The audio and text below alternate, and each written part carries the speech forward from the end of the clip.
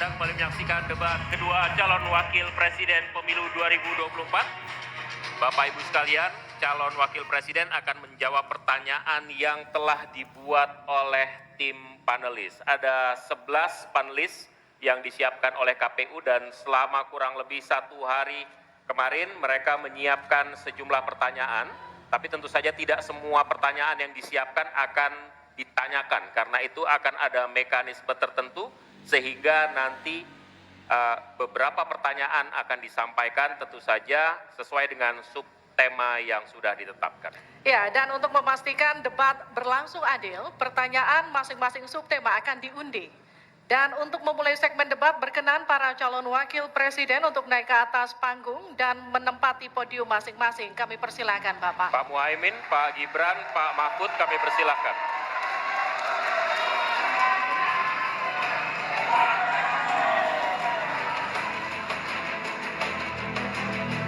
Pada segmen pertama penyampaian visi misi dimulai dengan calon wakil presiden nomor urut 2, maka di sesi ini kita mulai dengan calon wakil presiden nomor urut 3. Dan untuk itu kami persilakan panelis Alamsyah Saragi untuk mengambil subtema pertanyaan di dalam fishbowl, kemudian silahkan diperlihatkan ke calon wakil presiden dan juga moderator.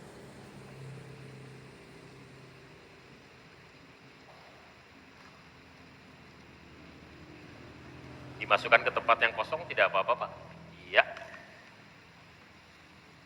Tarik saja biar cepat. Yes. Silakan diperlihatkan ke calon wakil. Hanya cukup di tempat Bapak, diangkat saja Bapak. Baik, tolong dihadapkan ke kami Bapak. Ekonomi kerakyatan digital. Ekonomi kerakyatan digital, oke. Kami akan undang kemudian Bapak Aditya Wardono untuk mengambil undian daftar pertanyaan dari fishbowl. Apakah A, B, atau C? Silakan dibuka, Pak. Yes. C. Jadi ekonomi kerakyatan digital C. Kita akan buka amplop pertanyaan, Bapak, masih disegel amplopnya.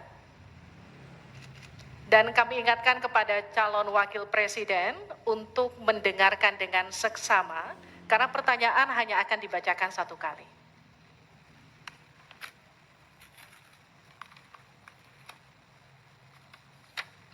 Pertanyaan untuk calon wakil presiden nomor urut 3, Bapak Mahfud MD. Terkait ekonomi kerakyatan dan digital. Digitalisasi membuka akses pasar yang lebih luas, tetapi juga berpotensi merugikan usaha mitra dan konsumen melalui penyalahgunaan data digital. Pertanyaannya, bagaimana kebijakan paslon untuk mengatasi hal tersebut? Waktu untuk menjawab 2 menit, dimulai sejak Bapak menjawab. Kami persilakan. Baik. Kalau kebijakan data digital yang terakhir ini kita sudah punya 2 undang-undang yang baru, yaitu Undang-Undang PDP dan Undang-Undang ITE yang baru saja diresmikan. Tapi lebih dari itu, menurut saya digital atau ekonomi digital ini tidak bisa dihindarkan oleh siapapun. Oleh sebab itu ya kita tidak bisa menolaknya, tetapi harus berhati-hati karena terjadi disrupsi yang luar biasa dalam perkembangan digital ini. Saya menangani kasus misalnya pinjol, di mana rakyat menjadi korban dari kegiatan ekonomi digital. Ada kripto misalnya. Kasus pinjol itu sendiri sungguh sangat problematik. Kenapa? Karena dia dibuat secara hukum perdata melalui gadget.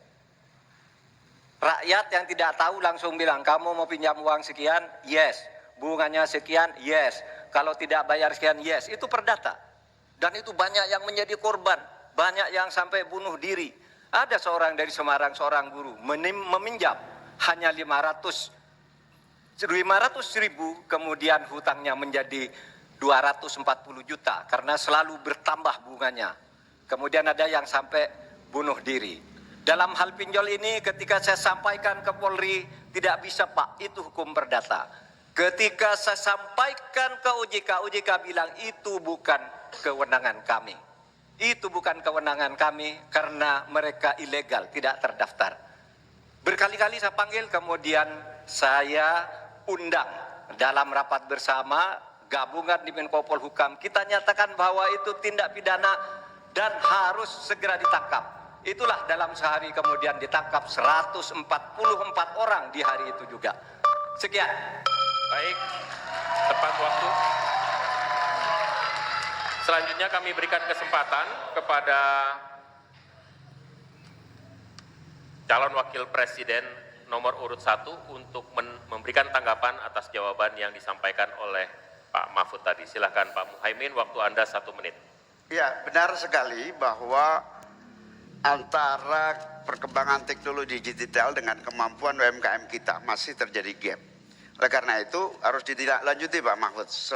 Selain pemberantasan pinjaman online, judi online, ini pun masih harus diselepet lagi karena tidak komprehensif di dalam menangani ini sehingga pinjol masih merajalela, judi online masih merajalela.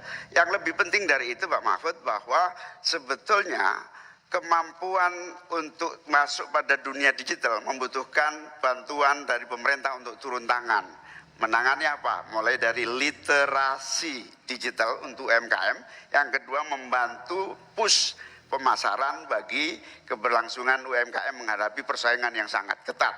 Di sisi yang lain, kita juga membutuhkan kapasitas teknologi kita supaya lebih bisa membantu seperti kecepatan dari internet yang sedang ada di masyarakat kita masih sangat rendah. Baik, harap tenang. Selanjutnya kita akan beralih ke calon wakil presiden nomor urut 2, Bapak Gibran Raka Buming Raka untuk menanggapi. Waktu Bapak untuk menanggapi 1 menit, kita mulai sejak Bapak mulai berbicara. Baik, terima kasih. Mungkin kita juga harus hati-hati selain pinjol dan judi online, kita juga harus hati-hati untuk masalah pencurian data. Untuk itu harus kita kuatkan cyber security dan cyber defense kita. Itu sudah kita lakukan di Solo Technopark, ada sekolah cyber security.